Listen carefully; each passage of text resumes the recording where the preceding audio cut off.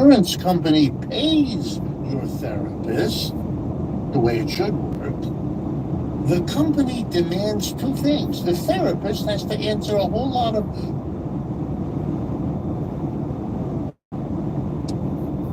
cars faring pretty well, no damage to those. Others not so lucky elsewhere on the island. The jetty also suffering some pretty significant damage from the water rushing in, rushing back out. Speaking with some folks as well that have been going out, that hunkered down here on Venice, just getting a sense of how they're feeling today as well. I went to bed a little optimistic because I knew that it kind of went down to a 3, but I guess that it was just as bad as everyone was kind of saying in terms of the debris. Luckily, the storm surge wasn't like a problem here. Like the flooding wasn't necessarily a problem where I live, but it was definitely up there in terms of what to expect. Another thing, as expected, a lot of downed trees and limbs and roads heading down, especially on Venice Island, down that iconic stretch to the jetty. Roofs as well suffering some damage, sections ripped off. Others entirely lifted off. We saw that just down the way over by Jetty Jack's. That had actually been lifted up and kind of repositioned from where it was after Helene. A lot of damage here on Venice Island, but folks are feeling fairly good about things this morning, just looking to get cleaned up and recover from this. Reporting on Venice, Rob Hackford, 10 Tampa Bay. All right, thanks, Rob.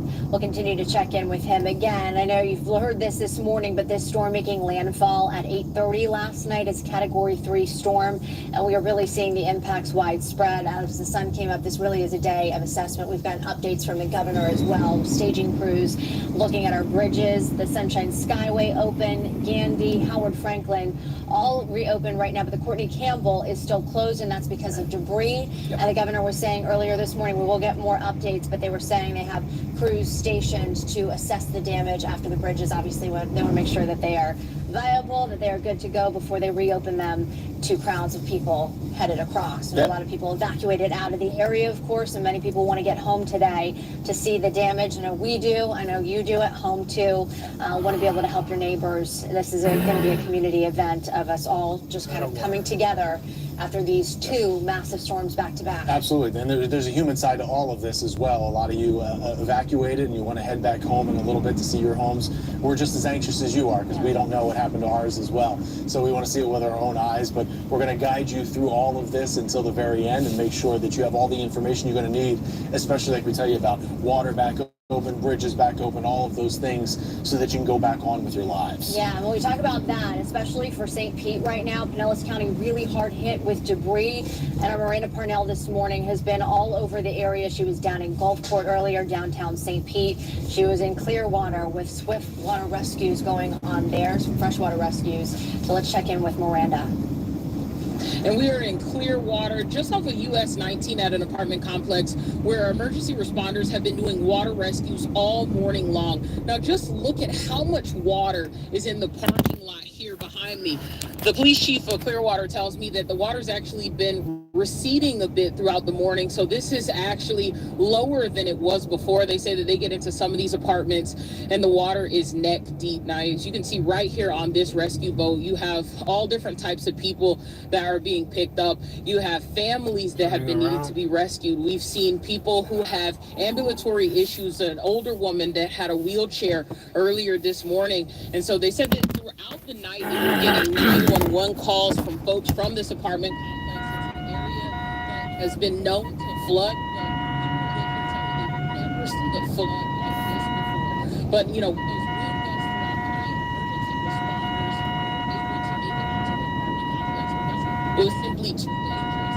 Our residents tell me that they believe that after a couple hours, emergency responders were able to make it out here and start doing these rescues. But as you can see, folks kind of on their balconies, on the stairwells, still waiting to get picked up by these crews. And they say that they plan to go to each unit in the apartment complex to make sure that there are no people that have been left behind in this rescue mission here. They say they are working with several other teams to make this happen, and they want to make sure that everyone is accounted for and safe. In Clearwater, Miranda Parnell, 10 Tampa Bay. All right, Miranda, thank you so much. We're seeing those water rescues throughout the day, throughout all of our counties in some way, shape, or form. We just saw some just a little bit ago from Hillsborough County. That was in the area of West Tampa, I believe, up by USF, in that area. And we've got a mind here, too. Yeah. We've got an update for you. From USF, yeah. Right. I know students obviously paying attention, but parents, too. If you have students, grandparents out there, we are getting the latest information from the University of South Florida. Teams of USF, they're beginning to assess the damage to the campus there. Of course, safety, the top priority. USF will provide an update later today after that assessment that is ongoing. But they do say, please, students, teachers, do not come back to campus until notified that it is safe to return. Yeah, the parents are going to keep their kids home for just a couple more days before they send them back. Make sure the all clear and everything's fine back there. So if you don't mind, let them stay a couple more days. That'd be great, because USF needs to do some work out there, and they have debris down as well, naturally, from all of those winds. As we take you to a live look now from the Pinellas Bayway. Possibility. It's what we all want. Again, due to water main breaks from Hurricane Milton, the citywide boil water, and you heard this from Mayor Ken Welch a little earlier, but this is in effect now for St. Petersburg, Gulfport, South Pasadena, and Leelman. Use boiled or bottled water for drinking, cooking, and brushing your teeth. And want to give an update on another road closure. We're seeing a lot in Pinellas County. This was updated just a few minutes ago. A lot of trees down. We knew that was going to happen.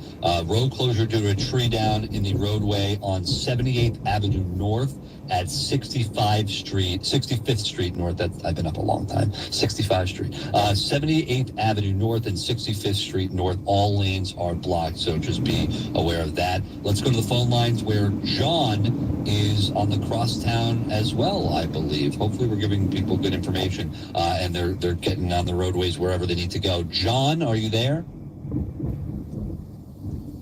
Let's go to John. Is it John or Jean? John? Sean? Yes, sir. Hey, how you doing? Stuck on the Selman. Yeah, which way are you going? You going the same way as Peggy was going earlier? You going to St. Pete? Yeah, we're behind her. It's my moving day. I'm going from Ybor to South Tampa, and they won't let me off 4, won't let me off 3, and it's okay. Oh, that's a good update, because earlier I just said with Peggy, I said maybe people should get off. I think 4 is Beta Bay, 3 is Euclid. Talking about the exits there in the crosstown. That's not good. You know, you got nowhere to go. So that's enough. So that's what I'm going to tell people. Avoid the crosstown right now, going southbound or going towards. Sorry, not southbound. Going towards St. Petersburg. Right. Yes, because we tried to take her advice, couldn't do it. I wish they were open. I didn't know they were closed, but I mean, you were on the crosstown anyway, I'm assuming at that point. So, yeah, for anyone, I'm sorry you're on there, but that was really good information as well. Thank you for calling, and hopefully you'll get off of there soon. And if we find anything out about why they're not letting people off, we'll give you that information too.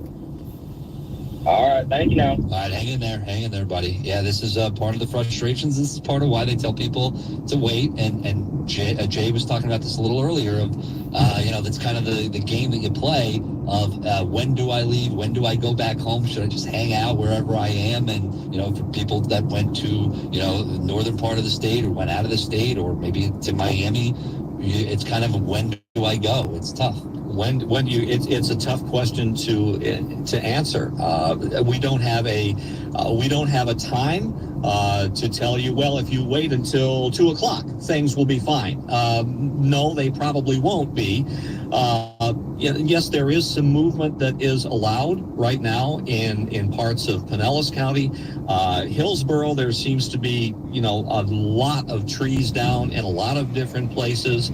I kind of just looking over at our TV monitors here, and Hillsborough Sheriff Chad Chronister was still asking people to be very, very slow in getting on the roads, because the damage, the fact that you might not get through is a very real one, as we just heard from the gentleman on the Selman. You just might have to hunker down a little longer and wait and be patient. Yeah. I got some more good news here. Our guy Pete Boland, Mary Margaret's, the Galley, running for local office, and he's been in constant contact with him, and he goes, stunningly enough, guys, there's not widespread debris spilled everywhere. It mostly stayed in the piles there in Pinellas County, and bad, lots of down trees and everything, but we got lucky. And that was a major concern that you and I had leading up into the storm of, man, we heard Governor DeSantis say 75-80% of that debris from Hurricane Helene was able to, and what a great job. And I wonder if it would be different if there wasn't that urgency